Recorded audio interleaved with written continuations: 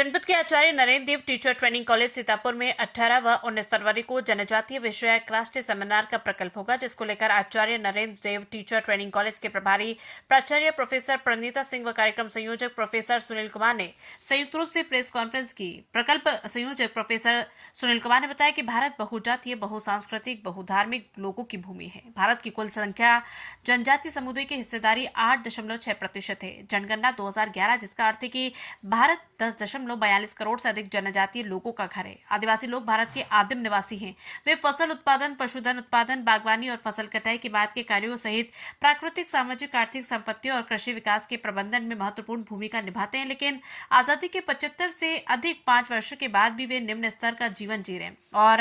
भारत सरकार द्वारा दी जाने वाली सभी विकासात्मक योजनाओं और लाभों के सबसे कम लाभार्थी बने हुए। वे अभी भी कई समस्याओं का सामना कर रहे हैं जो उनकी प्रगति और विकास में बाधा डालती है, जैसे गरीबी, शैक्षणिक समस्याएं, भूमि समस्या, स्वास्थ्य संबंधी समस्याएं, नक्सलवाद, बच्चों का शोषण, अक्षम प्रशासन और शासन।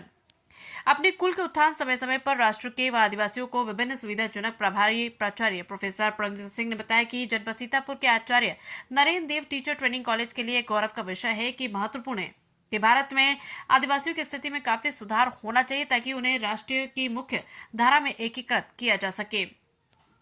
परिस्थिति को बचाने और पर्यावरण की रक्षा के लिए प्राकृतिक संसाधनों के पुनर्जनन में आदिवासियों को शामिल करने की आवश्यकता है। आदिवासियों के एकीकृत विकास के लिए विकास के प्रति समग्र एवं समन्वित दृष्टिकोण और उनकी सक्रिय भागीदारी अनिवार्य है।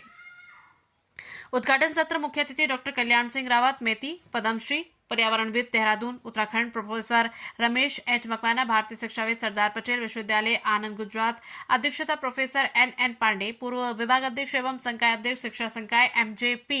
रोहिलाखंड विश्वविद्यालय, बरेली, प्रोफेसर दिनेश कुमार, संकाय अध्यक्ष, लखनऊ विश्वविद्यालय, प्रोफेसर शुभजीत चक्रवर्ती, असम, प्रोफेसर वैभव सबनीश, महाराष्ट्र। समापन सत्र के मुख्य अतिथि कुलपति, लखनऊ विश्वविद्यालय, लखनऊ सहित देश के विभिन्न प्रांतों से प्रतिभागिता होगी।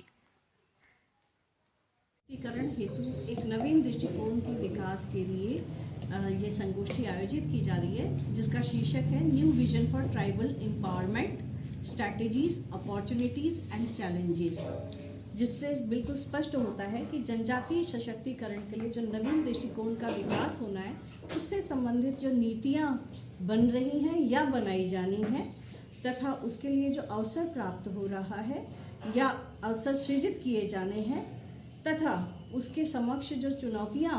उत्पन्न होंगी उसके बारे में पूर्व विचार करने के लिए ये संगोष्ठी आयोजित की जा रही है। बहुत समय से देखा जा रहा है कि हमारे भारत के जनजाति जो वर्ग है, जो भारत की जो है 8.6% जनसंख्या का निर्माण करते हैं, उनके जो योगदान, जो कृषि संबंधी या जो वन संबंधी जो हमारी जो क्रियाएं हैं उन सब में तथा भौगोलिक और सांस्कृतिक पारंपरिक जो भारतीय संस्कृति है उसमें उनका काफ़ी योगदान रहता है, परंतु उनके विकास में जो हमारा जो योगदान है वो काफ़ी कम दिखाई पड़ता है। वहाँ पे अभी भी हम जनजातीय वर्गों में पाते हैं कि शिक्षा का काफ़ी अभाव है, काफ़ी गरीबी पाई जाती है।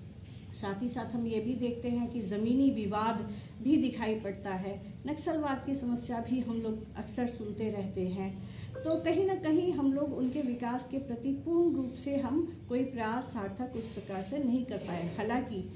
2% जो आरक्षण भारतीय संविधान में उल्लेखित है वो उनके विकास के लिए ही किया गया था, पर आज के समय में देखा जा रहा है कि ये पर्याप्त नहीं है। तो पुनः एक नवीन दृष्टि के विकास को ध्यान में रखते हुए ये संगोष्ठी आयोजित की जा रही है। कब तक सर आज जो कार्यक्रम किया गया इसका क्या उद्देश्य, क्या आयोजन किया गया? हमारे महाविद्यालय द्वारा 18-19 फरवरी को एक राष्ट्रीय स्तर की संगोष्ठी जो ICSSR न्यू दिल्ली द्वारा हमको प्राप्त हुई है, उसी के संदर्भ में एक प्रेस वार्ता का आयोजन किया गया ताकि जनपद के और बाहर के लोगों तक ये सूचना पहुंचे कि एक बड़ा कार्यक्रम शिक्षा का हमारे बीच आयोजित हो रहा है। इस संगोष्ठी का मुख्य विषय जनजातीय सशक्तिकरण है। जनजातीय समाज को हम देखते हैं कि समाज के सबसे कमजोरतम श्रेणी में आते हैं। जनजातीय समाज की पहचान के लिए जब संविधान बना तो उसमें इस प्रकार का आधार रखा गया कि जो जनपद मतलब आम जो सभ्य समाज से दूर दराज के क्षेत्रों में रहने वाले, सीमावर्ती क्षेत्रों में रहने वाले, जंगल के क्षेत्रों में रहने वाले जो लोग हैं, जिनकी विशेष प्रकार की संस्कृति है, ना तो तत्कालिक समाज ने उन्हें मिलाना चाहा, ना उन्होंने भी स्वयं मिलना चाहा। लेकिन हम जब भारत की जनगणना की बात करते हैं और समाज का एक बहुत बड़ा वर्ग अगर इससे अछूता रह जाता है विकास की दृष्टि से,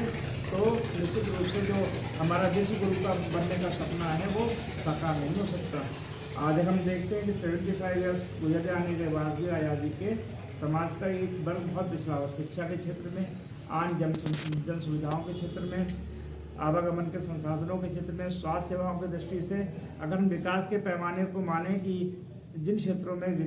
मकान की व्यवस्था, आवास की व्यवस्था, आवागमन के संसाधनों की व्यवस्था, नेटवर्क की व्यवस्था, शिक्षा की व्यवस्था, स्वास्थ्य की व्यवस्था, तो हम जनजातीय क्षेत्रों को अगर देखते हैं सबसे ज़्यादा पिछड़े नजर आते हैं।